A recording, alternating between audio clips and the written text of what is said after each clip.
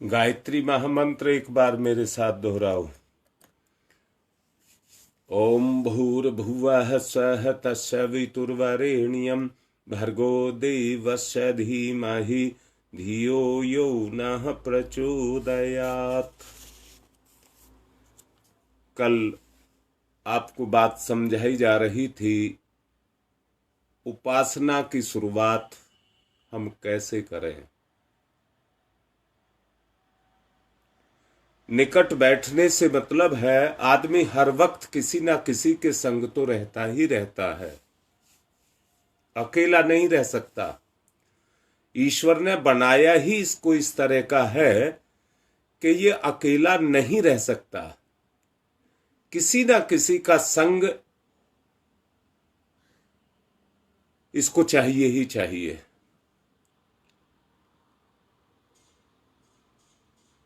तन से मन से ये संग करता है।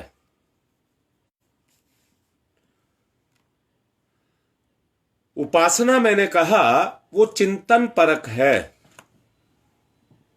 उपासना से मतलब ये बैठने से नहीं है, वो चिंतन परक है। इसलिए मैंने कल बोला था कि महापुरुषों का सानिध्य, उनके संरक्षण में बैठना और साधना का उद्देश्य बताया था चरित्र, उनकी जो अच्छाई है उनको अपने चरित्र में उतारना। और आराधना का मतलब बताया था व्यवहार या आत्म परिष्कार।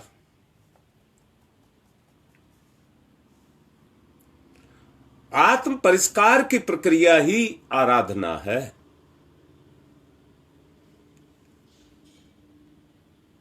ये दुनिया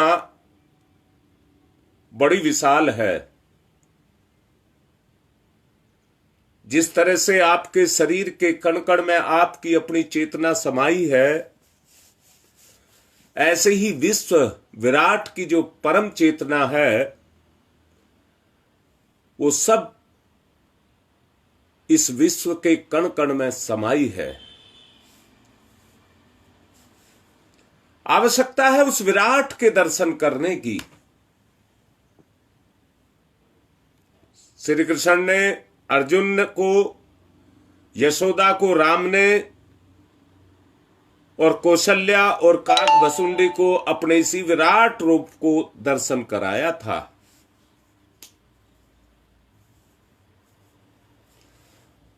श्री कृष्ण भगवान कोई अहंकारी नहीं थे, अहंकारी नहीं थे। उन्होंने हर बात को कहा, हर कर्म में मैं ही हूं। आप भी श्री कृष्ण बनना चाहते हैं तो आप भी अपनी विचारना उसी तरह की विचारना को बनाइए और अपनी धारण करने की क्षमता को, जैसे ईश्वर ने सारे संसार को धारण करके रखा है, ऐसे ही अगर हम भी अपनी धारण करने की क्षमता को बढ़ाते चले जाएंगे तो हम भी उसी स्तर पर जाकर के पहुंच जाएंगे। समाज के प्रति व्यक्ति के जो कर्तव्य हैं, अब मैं चरित्र निर्माण की बात पर आना चाहता हूं। उनमें व्यक्ति की जैसे अपने प्रति व्यक्ति का लगाव होता है, उसी तरह का लगाव समाज के प्रति भी व्यक्ति का जुड़ता हुआ चला जाए। उदारता का परिपालन, त्याग का परिपालन, समर्पण का भाव उसके अंदर रहे। और उस भाव को पैदा करने के लिए जैसे किसी भी चीज को निरंतर हम प्रयोग करते हैं तो वो हमारी आदत में उतर जाता है। आप अपने दांत साफ करते हैं, तो किसी एक विशेष ब्रांड के टूथपेस्ट, कहिए वो क्या नाम है, पाउडर, उनका इस्तेमाल करते होंगे। वो आपके स्वभाव में आ गया। अगर आप दूसरे किसी निर्माण कंपनी का करें, काम दोनों वो एक ही करते हैं, परंतु उसके साथ आपकी मानसिकता, आपका स्वभाव जुड़ा है, वो आपके स्वभाव में उतरा हुआ है, और दूसरा करेंगे तो वो आपको अटपटा लगेगा।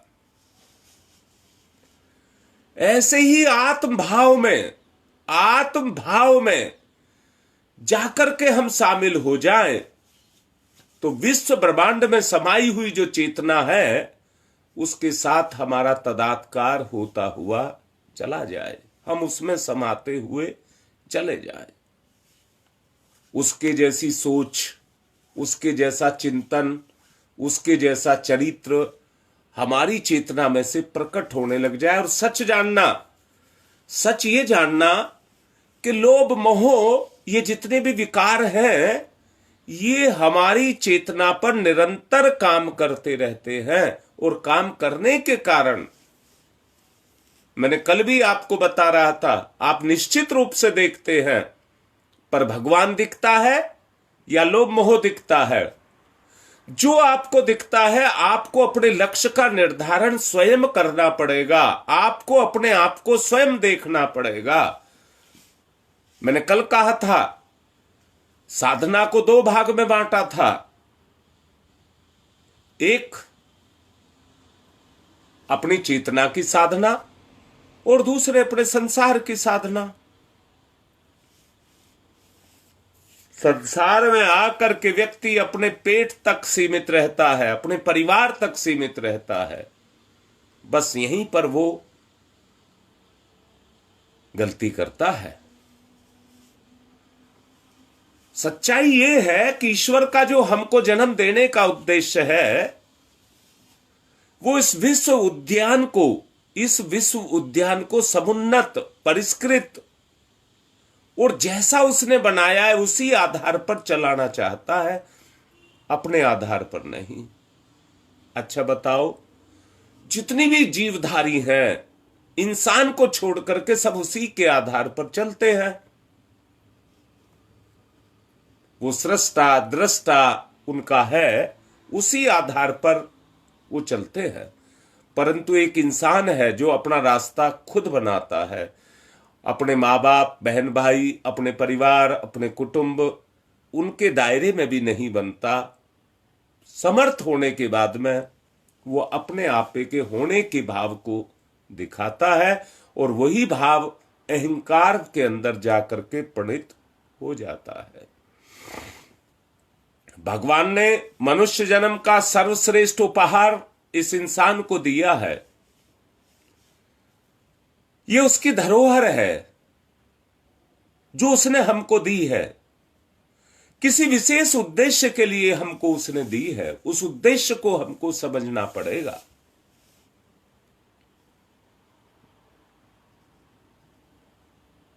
उस उद्देश्य को अगर हम किसी तरह से समझते हैं और उस पर हम चलते हैं, निश्चित रूप से उस लक्ष्य की पूर्ति होगी जो हम चाहते हैं। उपासना के माध्यम से मैंने बहुत जोर कल आप पर दिया था। एक को कहा था, मैंने कहा था, जो वैभव परक है, साधन परक है, सुविधा परक है, सुख परक है। परंतु मैं पूछता हूं, क्या हमारी जिंदगी का जो लक्ष्य है वो सुख पाना है? हमारी जिंदगी का लक्ष्य सुख पाना नहीं है। हमारी जिंदगी का लक्ष्य है हम उस परम पद को प्राप्त करें जो हमारा वास्तविक स्वरूप है, उसको हम प्राप्त करें। गलती, कमी या मजबूरी और कोई नहीं है, केवल हमारी ही मजबूरी है, कोई और मजबूरी नहीं है। अगर हम अपनी मजबूरी को उतार फेंकें और अच्छाई के साथ निरंतर हम जुड़े रहें, तो उपासना हमारी शुरू हो जाएगी।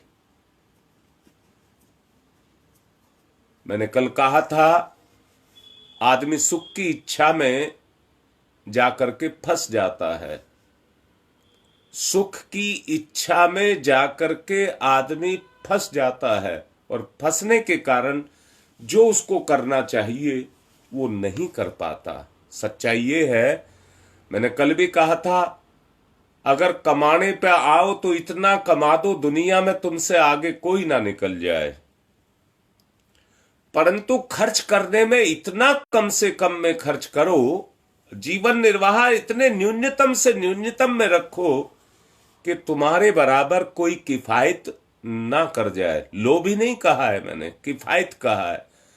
तुम्हारे जितनी किफायत से कोई दूसरा जीवन को ना जी पाए, ऐसे इतनी किफायत करके आप अपने जीवन को जिए। महापुरुषों ने कहा है इसी को ही सादा जीवन और उच्च विचार। सादा जीवन और उच्च विचार, उस तरह की भावना को अपने अंदर रखा जाए, उस तरह की भावना को अपने अंदर रखा जाए। मैं फिर से कहता हूं, ये हर आदमी का अपना एक दायरा है, काम करने का हर आदमी का अपना एक दायरा है। आदमी राजनीति की तरफ क्यों भागता है? उसका और कोई उद्देश्य नहीं है।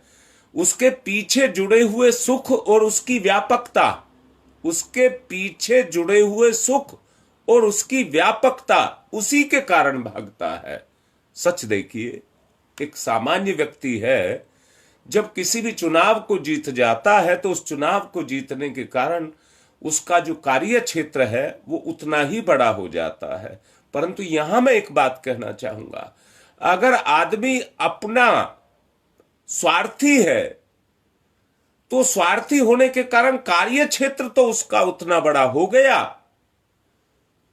परंतु स्वार्थी और संकीर्ण होने के कारण वो केवल अपने स्वार्थ की पूर्ति करेगा। विस्तृत जो क्षेत्र उसको मिला है उसमें बढ़ने का प्रयास नहीं करेगा। बस यहीं पर कमी हो जाती है। मैं फिर से कहता हूं, आदमी का अपना एक शरीर है, वो उतने दायरे तक सोचता है, परंतु व्यक्ति अगर स्कूटर पर या टू व्हीलर पर बैठ करके उसको चलाने लग जाए तो उसकी सोच इतनी बड़ी हो जाती है कि मेरा शरीर नहीं, मेरे टू व्हीलर को भी कोई छू ना पाए। वही आदमी अगर कार में बैठ जाता है तो उसका शरीर का क्षेत्र कार के जितना बड़ा हो जाता है। वहां पर भी वो यही सोचता है, मेरी कार को कोई छू ना जाए, मुझे किसी का कोई दुर्घटना का शिकार ना होना पड़े, तो उसका चलने का दायरा उतना ही बड़ा हो जाता है।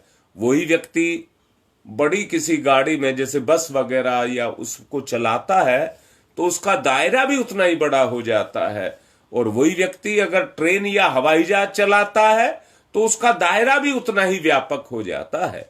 मैं फिर से कहूंगा, हमें भी अपने दायरे को बढ़ाना पड़ेगा। अपनी सीमाओं का परिसीमन करने के लिए हमें अपने क्षेत्र को विस्तृत करना पड़ेगा।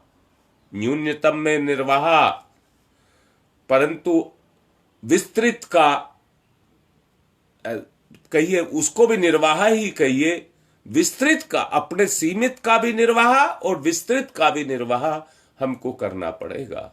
वो तभी विस्तृत का तभी होगा जब हम अपने प्रति पूरी किफायत रखेंगे, तो बचे हुए से हम उस विराट का सृजन करेंगे, बचे हुए से उस विराट का सृजन करेंगे। सत्प्रवृत्तियां संवर्धन में नियोजित होंगे। इस प्रकार बहुत से उपार्जित करने वाला अपना पुरुषार्थ तो भरपूर है, जो कमाता है उसका अधिकांश भाग लोक मंगल में खर्च कर देता है। संपदा जमा करते रहने से अनेक दुर्गुण दुर्व्यसन पैदा होते हैं, ईर्ष्या का उत्पादन होता है और अपव्यय प्रचलन बढ़ा करके अनेकों को कुमार्गामी बना देती है। मैं यहां ये कहूंगा, दूसरों की इच्छाओं को भड़काती है, दूसरों के अंदर ईर्ष्या और द्वेष का भाव पैदा करती है।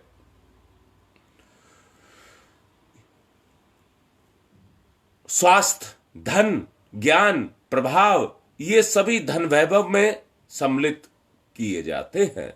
इनका संबंध उन धन से ही है। पर संकीर्ण स्वार्थपरता के लिए विलास, संग्रह, अपव्यय और दुष्प्रयोजन, उनके लिए अपव्यय करना या उनके लिए खर्च करना अपव्यय कहलाता है। इसी सिद्धांत पर चल करके हमें अपने जीवन में आगे बढ़ना चाहिए। अगर इस पर चल करके हम आगे बढ़ते हैं तो हमारे चरित्र का निर्माण होता है। चिंतन से चरित्र का निर्माण होता है। पहले चिंतन को जागृत करना पड़ता है। चिंतन को जागृत करने का मतलब है उपासना। चिंतन को जागृत करना ही उपासना है और समाज में अपने आप को व्यापक करना ही आराधना है।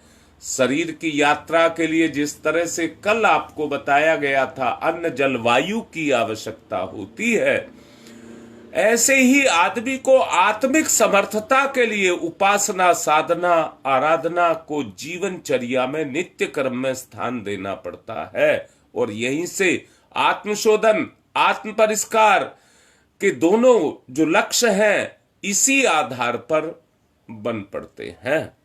शरीर की आवश्यकताएं पूरी ना की जाए तो वो दुर्बल हो जाएगा, बीमार हो जाएगा।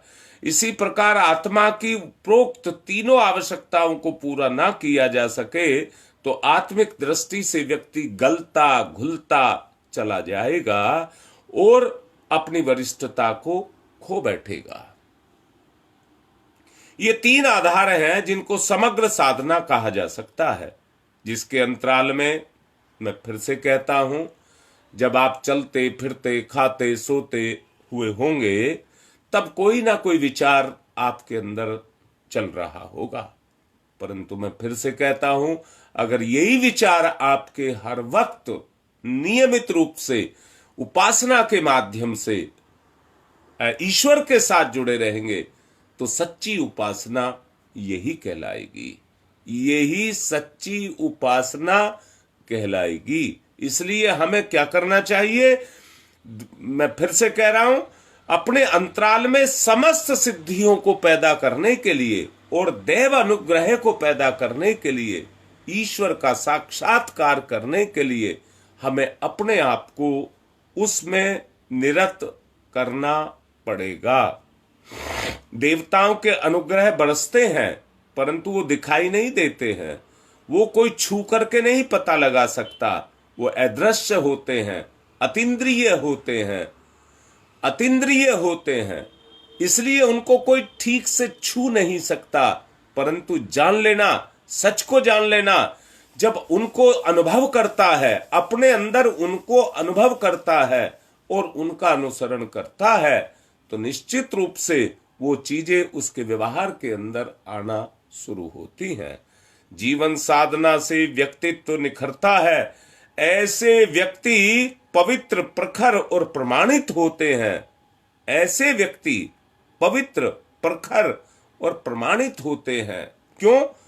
क्योंकि उन्हें सर्वत्र भरपूर जितना भी उनके अंदर मादा है वो सब समाज के लिए लगाते हैं। वो समाज के कारण लगाने के कारण ही उन्हें सम्मान मिलता है, उनको देवताओं का सहयोग मिलता है, अनुग्रह मिलता है और वो सर्वत्र पूजे जाते हैं, पूजे जाते हैं।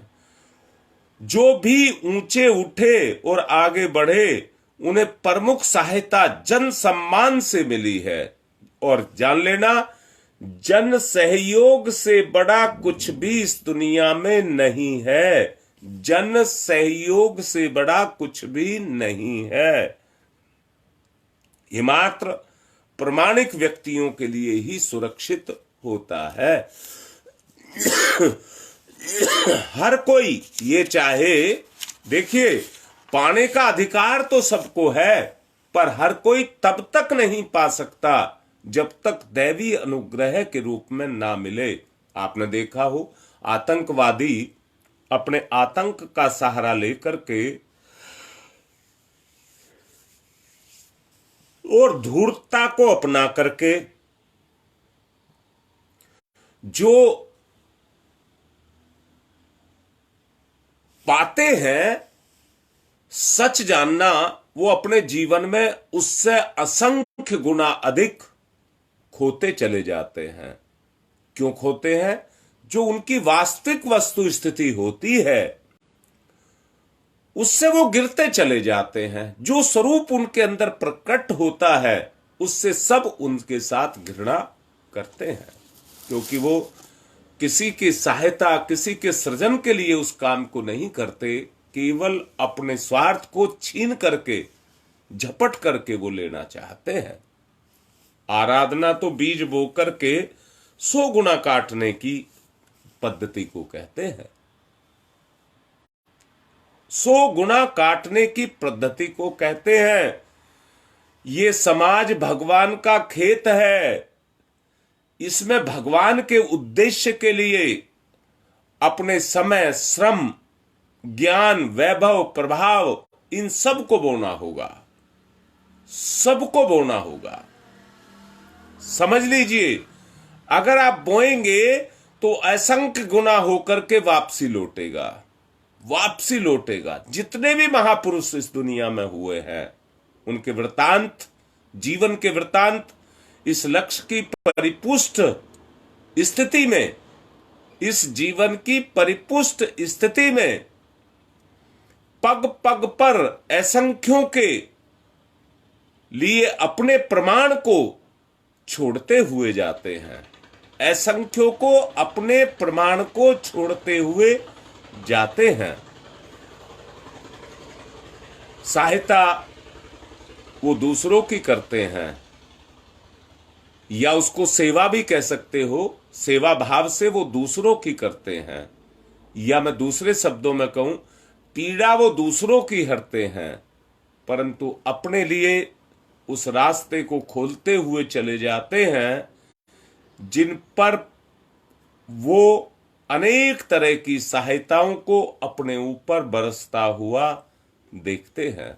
बादल धरती पर बरसते हैं, परंतु कभी खाली नहीं होते। जितने वो बरसते हैं उतना ही ईश्वर उनको देता जाता है। कुआं अपने गर्भ से पानी को निकाल करके धरती को सींचता है, परंतु पाताल उसको अपने आप उस पानी की पूर्ति करता हुआ चला जाता है। भेड़ अपनी ऊन को कटवा करके समाज के लिए, समाज की रक्षा के लिए दे देती है, परंतु खुद कभी खाली नहीं होती। देने वाला उसको पीछे से देने के लिए तैयार रहता है। जो दूसरों के लिए, आप देखते होंगे पेड़ पर फल लगते हैं, पेड़ पर फल लगते हैं, जब पकते हैं, पकने को आते हैं, तो समाज उन्हें चूंट चूंट करके खा जाता है। पेड़ बड़ा नुकसान भी उठाता, डालियां टूटती हैं और पेड़ को नुकसान भी होता है, परंतु वो कभी नुकसान में प्रत्यक्ष रूप से नुकसान हुआ, परंतु परोक्ष रूप में नुकसान में नहीं रहता।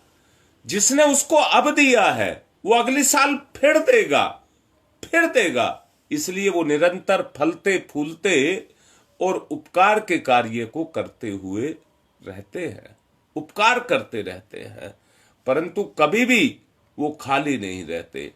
शरीर के अवयव कमाते, पेट को देते हैं, वहां से नए सिरे से रक्त निकलता है और नई अपनी जीवनी शक्ति को प्राप्त करता है।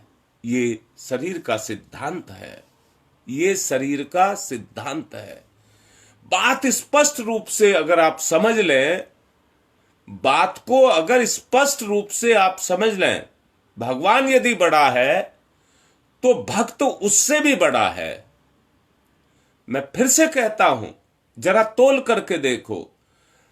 देता तो भगवान है, जैसे कुआं ने पानी बांटा, पर श्रेय किसे मिला? भगवान ने खुद तो नहीं लिया। भेड़ को ऊन दी, पर भगवान ने खुद तो कोई श्रेय नहीं लिया। पेड़ ने फल बांटे, परंतु भगवान ने कोई श्रेय तो नहीं लिया। भगवान तो गौण है, वो ना किसी से श्रेय सम्मान चाहता है, उसे किसी की आवश्यकता नहीं है।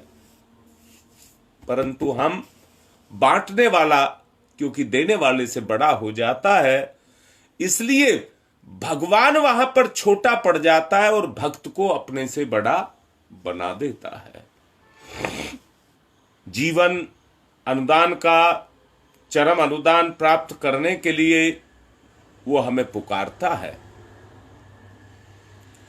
पर भक्त बहरे कानों से भी उसकी बात को नहीं सुनता। बस अंतर इतना ही है कि वो तो पुकार रहा है, पर हमारी समझ वो पुकार नहीं आ रही, हमारी समझ वो पुकार नहीं आ रही। जो जान लेना, जो भगवान के अनुदान वरदान प्राप्त करना चाहता है, उसे सच्चे तन से, सच्चे मन से, सच्चे उद्देश्य से अपने जीवन को गति देनी पड़ेगी। सत्य पर उसको आना पड़ेगा और सच्चाई पर आकर के सच्चाई के साथ अपने जीवन को जीना पड़ेगा। मैं ये कह रहा हूं, सुबह उठ करके मैं भी पुकारता हूं, आप भी पुकारते हैं, गायत्री मंत्र का जप करते हैं, परंतु उद्देश्य को समझिए। अगर उद्देश्य आपकी समझ नहीं आ रहा है तो आप जप करते रहेंगे और जप को गुरुदेव ने कहा है बकवास करते रहेंगे, उसका कोई लाभ आपको नहीं मिलेगा। जो सच्चे मन से अपने उद्देश्य को रख कर के पुकारते हैं तो भगवान उनकी रक्षा के लिए निश्चित रूप से दौड़ा हुआ आता है। गज की ग्राह से रक्षा करना। द्रौपदी की लाज जब उतर रही थी तो उसने श्री कृष्ण को पुकारा और श्री कृष्ण दौड़े हुए आए और उसकी रक्षा की, उसकी रक्षा की। मैं भी आपसे यही कह रहा हूं, प्रहलाद हिरण्यकश्यप की कथाएं आप लोगों ने खूब अच्छे से सुनी हैं। जिन्हें भक्त वात्सलता पर विश्वास होगा, समझ लेना वो इतने ऊंचे उठ जाएंगे जैसे श्री कृष्ण भगवान होने के बावजूद सुदामा के पैर धोने के लिए भागे और सुदामा के पैर धोए। सुदामा के पैर धोए। देखिए, भगवान पैर धो रहा है भक्त के, भक्त के। आप जानते हैं भृगु की लात भी भगवान ने सही थी। भृगु ने लात मारी थी और उसकी लात भी भगवान ने सही थी और कोई प्रतिक्रिया उस पर नहीं की थी। गोपियों की छाछ और सबरी के झूठे बेर, गोपियों की छाछ और सबरी के झूठे बेर, विदुर का साग, मिठाइयां नहीं खाई, पकवान नहीं खाए, ड्राई फ्रूट नहीं खाए, परंतु विदुर का साग खा लिया, विदुर का साग खा लिया। किसका? जिनके अंदर भगवान साक्षात स्वरूप को धारण करता रहता है, उनके प्रति भगवान का स्वभाव भी जाकर के जुड़ जाता है। हमें उस स्तर पर जो अभी कहा गया है, भगवान हमारे चित्त के साथ जुड़ जाए और हमारे चिंतन में प्रकट होने लग जाए। अभी मैंने कुछ देर पहले कहा था, लोभ मोह काम क्रोध से प्रभावित होकर के हम अपने जीवन को जीते रहते हैं और वही हमारी चेतना के अंदर सक्रिय होते रहते हैं। वहां पर हमें उस विचारधारा को, उस चिंतन को स्थापित करना है, क्रियाशील करना है। जिस चिंतन के अंदर वो चलता हुआ अपने स्वभाव को, उस विराट स्वरूप को देखने के लिए ललायित हो जाए। भक्ति की पहचान जीवन से आदर्श के समावेश से होती है। जीवन के आदर्श अगर उनका हमारे अंदर समावेश हो जाए तो उसी से भक्ति की पहचान होती है। समझ लेना, पूजा पाठ से नहीं, पूजा पाठ से नहीं, ये मात्र एक कलेवर है, दिखावा है। सच्चाई नहीं है। हमें अगर ऊंचा उठना है तो उपासना, साधना और आराधना की कसौटी पर अपने आप को कसना ही पड़ेगा। अपने आप को उस पर कसना ही पड़ेगा। किसी की भक्ति कितनी सच्ची है और कितनी झूठी है, वो सब की सब इसी बात पर निर्भर करती है। याद रखना, जो स्वयं में शरीर सेवा तक सीमित रहते हैं, वो अपनी उस विराट स्थिति को भूले हुए होते हैं। जब वो शरीर को ही सब कुछ समझ लेते हैं, सत्य उनको प्रकट नहीं होता, उनके जीवन में सत्य प्रकट नहीं होता। अगर हम सत्य को प्रकट करना चाहते हैं तो हमें अपनी सोच को, उस सोच को महत्व देना होगा जो हमको लघु से विराट की तरफ लेकर के जाए और हम क्या समझें, हम शरीर नहीं आत्मा है। हम शरीर, ये सोच में, चिंतन में आ जाए कि हम एक आत्मा है। और जान लेना, जब आपके चिंतन में ये आ जाएगा तो आपकी अंतरात्मा क्रियाशील हो जाएगी। अगर आपकी अंतरात्मा क्रियाशील हो गई तो चिंतन परख जितने भी विचार हैं, उन सब विचारों के अंदर आपको भगवान का दिग्दर्शन होगा। शरीर तो मात्र हमारा एक साधन है, एक गाड़ी है, एक शरीर है, ये मात्र एक साधन है, गाड़ी है। शरीर साधना तो साधन मात्र है, बस साध्य केवल आत्मा ही है। इसलिए प्रधान महत्व शरीर को नहीं, आत्मा को दिया जाना चाहिए। आत्मा इस शरीर को सेवा में नियोजित करना, अपने आप को उन संकीर्ण दायरे के अंदर बांधना है, अनुशासन का उल्लंघन करना है। वे आत्मा की हित और अहित करने वाले भयानक भूल करते हैं। इसलिए जनहित में आत्म अनुशासन को में बंद करके हमें अपने जीवन को जीना चाहिए। अगर उस स्तर पर हम जीते हैं तो समझ लेना, मानव जीवन का उद्देश्य जो ईश्वर ने निर्धारित करके दिया है वो यही है, और हम अपने उस स्थिति को प्राप्त करने के लिए तरह तरह के प्रकल्प अपनाते रहेंगे। समय हो चुका है, यज्ञ की तरफ चलने को कहूंगा। यज्ञ करेंगे, और जो कल कहा गया है और आज भी कहा गया है, आराधना के रूप में, साधना, पहले साधना के रूप में, पहले उपासना के रूप में, आप यहीं से अपने जीवन की शुरुआत करेंगे, ऐसा मेरा मन है। पवित्रीकरणम।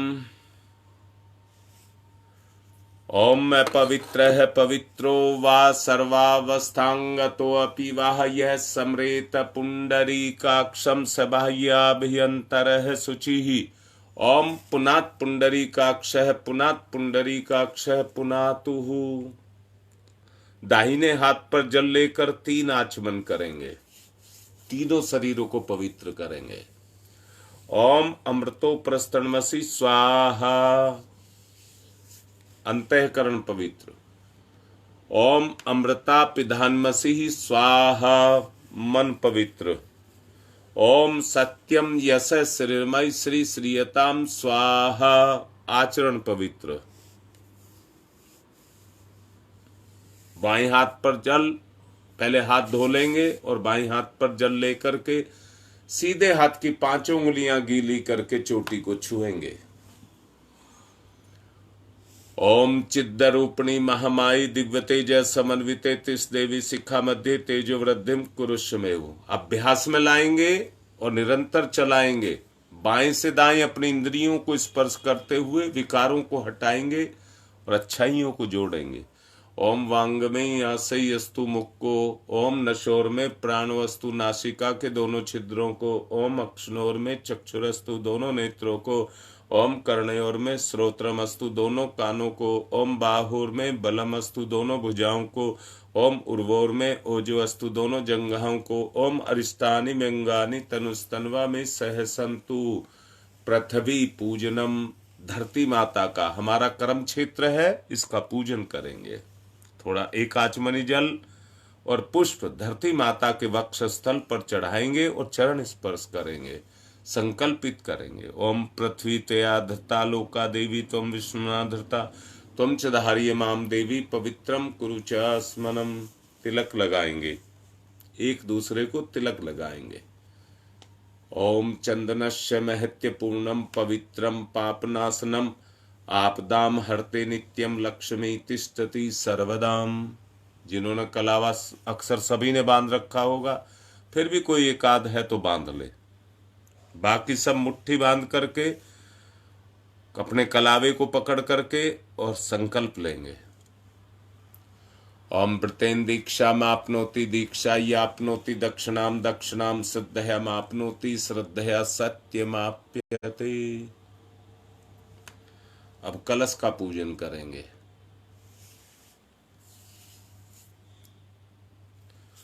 ओम तत्वायामि ब्रह्मणा वन्दमानस्तदासास्ते यजमानो हविर्भिः अहेडमानो वरुणैः बोध्यर्षः गुंक्षमानि आयुः प्रमोसीः।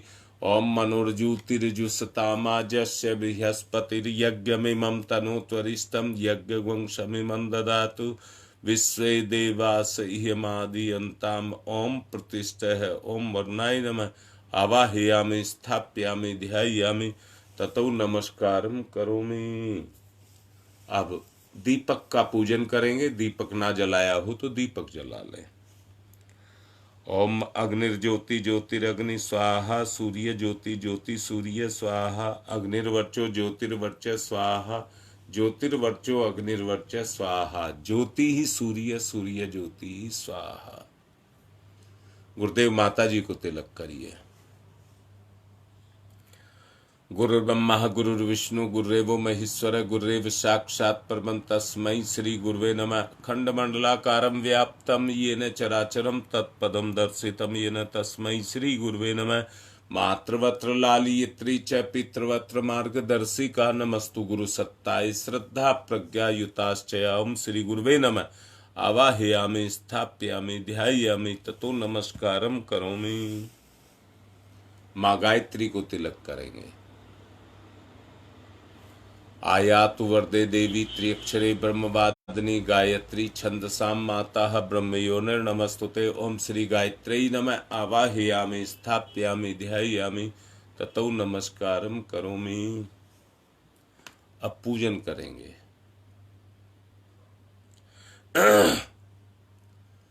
एक पुष्प लेंगे और समर्पित करेंगे। ओम सर्वेभ्यो देवेभ्यो नमः। आवाहयामि स्थापयामि आसनम समर्पयामि। बूंद बूंद करके 4 बूंद जल चढ़ाएंगे और सहायक परिबंध कलावे के 2 टुकड़े तोड़ लेंगे। पाद्यम समर्पयामि, अर्घम समर्पयामि, आचमनम समर्पयामि, स्नानम समर्पयामि। कलावे के एक एक करके दोनों टुकड़े चढ़ाएंगे। वस्त्रम समर्पयामि, यज्ञोपवीतम समर्पयामि। तिलक करिए। गंधम विलेपयामि, चावल दीजिए। अक्षतानि समर्पयामि, पुष्पाणि समर्पयामि, धूपमाग्रयापयामि, दीपम दर्शयामि, नैवेद्यम निवेदयामि, तांबूल पुंगी फलानि समर्पयामि। धरती माता को सब समर्पित होकर के अपने जीवन को जिएंगे। हाथ जोड़कर प्रणाम। नमोस्तनंताय सहस्रमूर्तये सहस्रपादाक्ष शिरोर्भावे सहस्र नामने पुरुषाय सारस्वते सहस्र कोटि युग धारणे नमः। सहस्र कोटि युग धारणे। बाएं हाथ पे चावल लेकर के और रक्षा विधान करेंगे। देव शक्तियों से अनुग्रह पाने का रास्ता भी बताया गया, उसी रास्ते को अपनाएंगे। चावल छोड़ने से देवताओं की सहायता नहीं मिलती है, उपासना से मिलती है। ओम पूर्वे रक्षतु वाराह आग्नेयाम गरुध्वज दक्षिणे पद्मनाभमस्तु नैऋत्यां मधुसूदन पश्चिमे चैव गोविंदो वायव्याम तु जनार्दन उत्तरे श्रीपति रक्षे देशान्यम ही महेश्वर। ऊपर ऊर्ध्वम रक्षतु धातावो, नीचे हयोधो अनंतस्य रक्षतु अनुक्तम अपि यत स्थानम रक्षत विश्वमार्धिक अपसर्वन्तु ये भूताय भूता भूमि संस्थिताय भूता विघ्न कर्ता रस्ते गच्छन्तु शिवाज्ञया अपक्रामन्तु भूतानि पिशाचा सर्वतो दिशम सर्वेषां विरोधेन यज्ञ कर्म समारभे। अब ऋषि सत्ताओं का आवाहन। सबसे पहले गौतम ऋषि का आवाहन। हाथ पर पुष्प अक्षत ले लेंगे और गौतम ऋषि का आवाहन करेंगे। श्रोत्र क्रम के संप्रदाय का जिनने किया परिवर्तन था, अग्निहोत्र की परंपरा में किया सुखद संशोधन था। सभी प्राणियों के जो प्रिय उन गौतम ऋषि को आज नमन। ऋषि प्रिय थे जो रहे ना निष्क्रिय, उन गौतम ऋषि को आज नमन।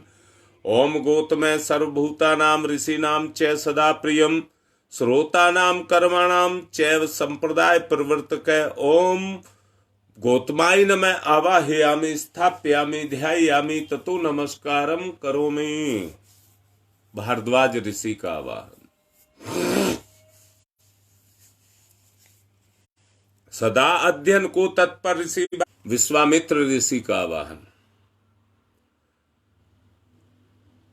तेजस्वी प्रज्वलित अग्नि से जो तप की प्रतिमूर्ति बने, गायत्री की प्रतिष्ठापना करके जग की पूर्ति बने, उन ऋषि विश्वामित्र को करते हम सबन नमन। यहाँ कृपा करें ब्रह्म ऋषि आपका हो सुकर आगमन यहाँ। ओम विश्वामित्र नमस्तुभ्यम ज्वलता अग्नि संप्रभम अध्यक्षीकृत गायत्री तपोरूपेण संस्थिता। ओम विश्वामित्राय नमः आवाहयामि स्थापयामि ध्यायामि ततो नमस्कारम करोमि। कश्यप ऋषि का आवाहन।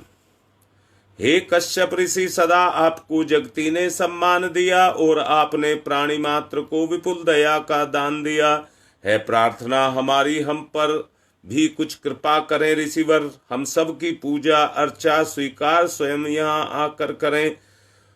ओम कश्यपाय सर्वलोकाढ्य सर्वभूत दयाकार असित्वम प्रथ्यामि सह पूज्यम प्रतिगृह्यताम। ओम कश्यपाय नमः आवाहयामि स्थापयामि ध्यायामि ततो नमस्कारम करोमि। जमदग्नि ऋषि का आवाहन। हे ऋषिवर जमदग्नि, जिन्हें समान हर सुख दुख था और कठोर तप के सुतेज से जो ज्वालायमान मुख था, तपोमूर्ति उस ऋषि का होता आज यहाँ आवाहन है। महायज्ञ में उन्हीं पूज्यवर का वंदन अभिनंदन है। ओम जमदग्नि महातेजा तपसा जलती हतम आवाहयामि यज्ञे अस्मिन् पूज्यम प्रतिगृह्यताम। ओम जमदग्नै नमः आवाहयामि स्थापयामि ध्यायामि ततो नमस्कारम करोमि। अब वशिष्ठ ऋषि का आवाहन। सबके परम हितैषी ऋषिवर, आप धर्म प्रतिमूर्ति रहे, कार्य कुशल इतने के कर्म से हर युग के अनुरूप रहे। जनहित से जन की करुणा से भरा जिनका मन सदा, उन मुनि श्रेष्ठ वशिष्ठ पूज्यवर का सादर आवाहन है। ओम नमस्तुभ्यम वशिष्ठाय क्रम कृते महामुने धर्म रूपाय महते लोका नाम हित कारणे। ओम वशिष्ठाय नमः आवाहयामि स्थापयामि ध्यायामि ततो नमस्कारम करोमि। अत्रि ऋषि का आवाहन। हे ऋषिवर, ब्राह्मण श्रेष्ठ विश्व में जन जन के हितकारी हैं, तपय पूत हैं, सत्य रूप हैं, तेजस्वी व्रतधारी हैं। हे महान ऋषि अत्रि, आपको नमस्कार हम सबका है। आज आप पर भी ऋषिवर कुछ यज्ञ भार हम सबका है। ओम अत्रै नमस्तुभ्यम सर्वलोक हितैषिने तपोरूपाय महताय ब्रह्मणे मित तेज से। ओम अत्रै नमः आवाहयामि स्थापयामि ध्यायामि ततो नमस्कारम करोमि। माँ अरुंधति का आवाहन। सुख सौभाग्य प्रदायत्री माता, बालक शीश झुकाते हैं इस पुनीत बेला में। हे ऋषि माता, हम तुम्हें बुलाते हैं, हम अबोध बालक हैं। माता कर लो पूजा ग्रहण अभी, यहाँ यज्ञ मंडल में होवे ममता का अवतरण अभी। ओम अरुंधत्तै नमस्तुभ्यम सर्व सौख्य प्रदायिनी एहि मंडल मध्य त्वम नमः पूज्याम ग्रहण में। ओम अरुंधत्यै नमः आवाहयामि स्थापयामि ध्यायामि ततो नमस्कारम करोमि। अग्नि स्थापनम।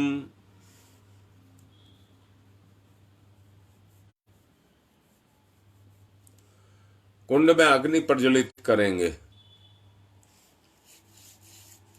ओम भूर्भुवस्सः द्यौरिव भूम्नः पृथिवीवरीम्नः तस्यास्ते पृथिवी देव यजने पृष्ठे अग्निं मनादमन्नाधाय दधे अग्निं दूतं पुरो दधे हव्यवाहमुपब्रुवे देवामासादयादिः। ओम अग्नै नमः अग्निम आवाहयामि स्थापयामि ध्यायामि ततो नमस्कारम करोमि। समिधा दान करेंगे। एक समिधा बीच की दोनों उंगलियां अंगूठे के सहारे लेंगे, दोनों तरफ से घी लगाकर स्वाहा पर समर्पित करेंगे। ओम अयंतमात्मा जात वेद से स्तेनेध्यवर्धस्व चेद्यवर्धे चास्मान प्रजया पशुर्वचसे अन्नादेन समेदयी स्वाहा। इदम अग्नि जातवेद से इदम नमम। दूसरी ओम समिधा अग्निम दुवशतधृतै बोध्यता तिथिम अस्मिन् हव्य जुहोतनै स्वाहा। इदम अग्नि इदम नमम। तीसरी ओम सुसमिधाय सोचिसे घृतम तीव्रम जुहोतन अग्नि जातवेद से स्वाहा। इदम अग्नि जातवेद से इदम नमम। चौथी ओम तम त्वा समित भृंगिरो घृतेन वर्धयामसि ब्रच्छोच्छाय विस्तयै स्वाहा। इदम अग्नि अंगिर से इदम नमः। जल प्रसेचनम। चम्मच में जल लेंगे, विभिन्न दिशाओं में जिसमें निर्दिष्ट दिशाएं हैं उनमें जल छोड़ेंगे। ओम अदिते अन्मन्यस्व इति पूर्वे अनुमते अन्मन्यस्व इति पश्चिमे ओम सरस्वताय अन्मन्यस्व। ओम देवस चारों तरफ, दक्षिण से चारों तरफ। ओम देव सविता परसुव परसुव यज्ञपतिम भगाय दिव्यो गंधर्व केतपु केतम न पुनातु वाचस्पति वाचम न सदतु। घी की 7 आहुतियां। ओम प्रजापतये स्वाहा। इदम प्रजापतये इदम नमः। ओम इंद्राय स्वाहा। इदम इंद्राय इदम नमः। ओम भूः स्वाहा। इदम अग्ने इदम नमः। ओम भुवः स्वाहा। इदम वायवे इदम नमः। ओम स्वः स्वाहा। इदम सूर्याय इदम नमः। गायत्री मंत्राहुति। जिनको विशेष आहुतियां डलवानी हैं वो लिख देंगे। ओम भूर्भुवः स्वः तस्य वितुर्वरेण्यं भर्गो देवस्य धीमहि धियो यो नः प्रचोदयात् स्वाहा। इदम गायत्री इदम नमः। ओम भूर्भुवः स्वः तस्य वितुर्वरेण्यं भर्गो देवस्य धीमहि धियो यो नः प्रचोदयात् स्वाहा। इदम गायत्री इदम नमः। ओम भूर्भुवः स्वः तस्य वितुर्वरेण्यं भर्गो देवस्य धीमहि धियो यो नः प्रचोदयात् स्वाहा। इदम गायत्री इदम नमः। ओम भूर्भुवः स्वः तस्य वितुर्वरेण्यं भर्गो देवस्य धीमहि धियो यो नः प्रचोदयात् स्वाहा। इदम गायत्री इदम नमः। ओम भूर्भुवः स्वः तस्य वितुर्वरेण्यं भर्गो देवस्य धीमहि धियो यो नः प्रचोदयात् स्वाहा। इदम गायत्री इदम नमः। ओम भूर्भुवः स्वः तस्य वितुर्वरेण्यं भर्गो देवस्य धीमहि धियो यो नः प्रचोदयात् स्वाहा। इदम गायत्री इदम नमः। ओम भूर्भुवः स्वः तस्य वितुर्वरेण्यं भर्गो देवस्य धीमहि धियो यो नः प्रचोदयात् स्वाहा। इदम गायत्री इदम नमः।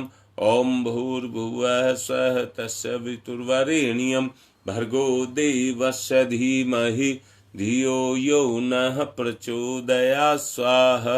इदम गायत्री इदम नमः। ओम भूर्भुवः स्वः तस्य वितुर्वरेण्यं भर्गो देवस्य धीमहि धियो यो नः प्रचोदयात् स्वाहा। इदं गायत्री इदं नमः। ओम भूर्भुवः स्वः तत्सवितुर्वरेण्यं भर्गो देवस्य धीमहि धियो यो नः प्रचोदयात् स्वाहा। इदं गायत्री इदं नमः। ओम भूर्भुवः स्वः तत्सवितुर्वरेण्यं भर्गो देवस्य धीमहि धियो यो नः प्रचोदयात् स्वाहा। इदं गायत्री इदं नमः। ओम भूर्भुवः स्वः तत्सवितुर्वरेण्यं भर्गो देवस्य धीमहि धियो यो नः प्रचोदयात् स्वाहा। इदं गायत्री इदं नमः। ओम भूर्भुवः स्वः तत्सवितुर्वरेण्यं भर्गो देवस्य धीमहि धियो यो नः प्रचोदयात् स्वाहा। इदं गायत्री इदं नमः। विशेष आहुतियां। नेहरू विहार से सुदेश, बहपुरा से संजय दुबे, मांडा से मिथिलेश पांडे, इनके परिवार के उज्जवल भविष्य के लिए और सबके स्वास्थ्य संतुलन के लिए विशेष आहुति। कूड़ी से मुरलीधर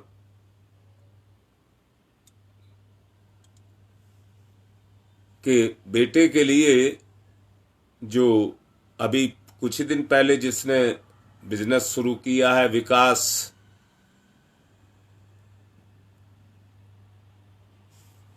उसके अच्छे व्यवसाय के लिए,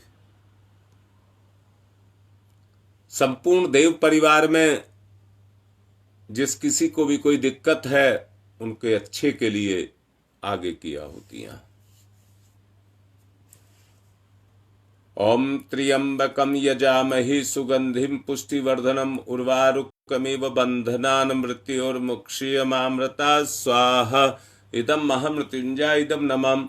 ओम त्र्यंबकम यजामहि सुगंधिम पुष्टिवर्धनम उर्वारुकमिव बंधनान् मृत्योर्मुक्षीयमामृता स्वाहा। इदं महामृत्युंजय इदं नमः। नेहरू विहार से रणवीर की पत्नी शकुंतला के लिए। ओम त्र्यंबकम यजामहि सुगंधिम पुष्टिवर्धनम उर्वारुकमिव बंधनान् मृत्योर्मुक्षीयमामृता स्वाहा। इदं महामृत्युंजय इदं नमः। ओम पंचवक्राय विद्महे महादेवाय धीमहि तन्नः रुद्र प्रचोदयात् स्वाहा। इदं रुद्राय इदं नमः। ओम पंचवक्राय विद्महे महादेवाय धीमहि तन्नः रुद्र प्रचोदयात् स्वाहा। इदं रुद्राय इदं नमः। ओम पंचवक्राय विद्महे महादेवाय धीमहि तन्नः रुद्र प्रचोदयात् स्वाहा। इदं रुद्राय इदं नमः। ओम भास्कराय विद्महे दिवाकराय धीमहि तन्नः सूर्य प्रचोदयात् स्वाहा। इदं सूर्याय इदं नमः। ओम भास्कराय विद्महे दिवाकराय धीमहि तन्नः सूर्य प्रचोदयात् स्वाहा। इदं सूर्याय इदं नमः। ओम भास्कराय विद्महे दिवाकराय धीमहि तन्नः सूर्य प्रचोदयात् स्वाहा। इदं सूर्याय इदं नमः। ओम प्रखर प्रज्ञाय विद्महे महाकालाय धीमहि तन्नः श्रामाय प्रचोदयात् स्वाहा। इदं महाकालाय इदं नमः। ओम सजल श्रद्धाय विद्महे महाशक्त्यै धीमहि तन्नः माता भगवती प्रचोदयात् स्वाहा। इदं महाशक्त्यै इदं नमामः। कृमिनाश के लिए आहुति। ओम उददाना दिव्य कृमि हंतु विमोचन हंतु रसंभि ते अंत कृमियो गवि स्वाहा। इदम आदित्य गणेभ्य इदम नमामः। रोग नाश के लिए आहुति। कोरोना दोबारा से जोर मार रहा है। ओम शीर्षम शक्ति शीर्षमयम कर्णम शूलम विलोहितमय। ओम सर्व शरीरम समनम ते रोग है बहिर्निर्मते यामहे स्वाहा। इदम सूर्याय इदम नमामः। सुरक्षा के लिए आहुति, हमारी सुरक्षा हो। ओम अग्नय वैश्ववानरः वैश्वैरमा देव्यै पाहि स्वाहा स्वाहा। इदम वैश्वानराय इदम नमामः। सृष्टिकृत होम, प्रायश्चित आहुति घी में स्थान के साथ देंगे। ओम यदस्य कर्मणोत्यरिचम याद्वान्यून्यमेहा करम अग्निश्च सृष्टिकृत सर्वं सुहूतम करोतु मे अग्ने सृष्टिकृते सुहूते सर्वप्रायश्चिताहुति नाम कामानाम समृद्धैत्रे सर्वान्न कामान समृद्धयै स्वाहा इदम अग्ने सृष्टिकृते इदम नमः। पूर्णाहुति। ओम पूर्णमिदः पूर्णमिदं पूर्णात् पूर्णमुदच्यते पूर्णस्य पूर्णमादाय पूर्णमेवावशिष्यते। ओम पूर्णादर्वी परापत सुपूर्णा पुनरापत वसने विकणा वह ईस्मृजैवं सत्कृतौ स्वाहा। ओम सर्वं वै पूर्णग्वं स्वाहा। ओम सर्वं वै पूर्णग्वं स्वाहा। 1 चम्मच घी की भर करके वसोधारा कर देंगे। ओम वसोः पवित्रमसि सतधारम वसो पवित्रमसि सहस्रधारम देवस्ता सविता पुनातु वसो पवित्रेण सद्धारेण सुपवा काम दुक्षयै स्वाहा। अब आरती करेंगे।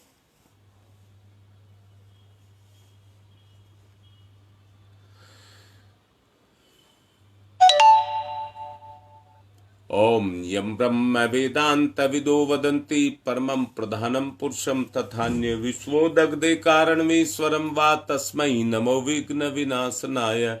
ओम यं ब्रह्मा वरुणेन्द्र रुद्रमरुतः स्तुन्वन्ति दिव्यैस्तवे वेदैः साङ्गपदक्रमणोपनिषदैः गारयन्ति यं सामगा ध्यानावस्थित तद्गतेन मनसा पश्यन्ति यं योगिनो यशान्तं न विदुसुरासुरगुणा देवाय तस्मै नमः देवाय तस्मै नमः। कर्पूरगौरं करुणावतारं संसार सारं भुजगेन्द्रहारं सदा वसन्तं हृदयारविन्दे भवं भवानी सहितं नमामि। त्वमेव माताश्च पिता त्वमेव बन्धुश्च सखा त्वमेव विद्या ददनं त्वमेव सर्वं मम देव मंगलम भगवान विष्णु मंगलम गरुड़ध्वज मंगलम पुंडरीकाक्षाय मंगलाय तनो हरि।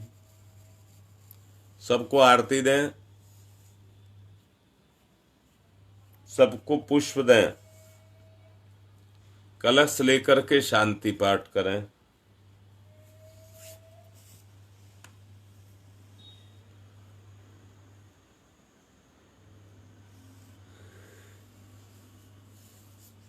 ओम ध्यौ शांतिरंतरिक्षं शांति पृथ्वी शांतिरापः शांतिरोषधयः शांति वनस्पतयः शांतिर्विश्वे देवा शांति ब्रह्म शांति सर्वगं शांति शांतिरेव शांति श्यामा शांतिरेधि।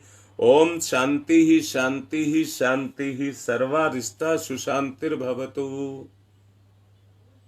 सूर्य अर्घ दान कर देंगे।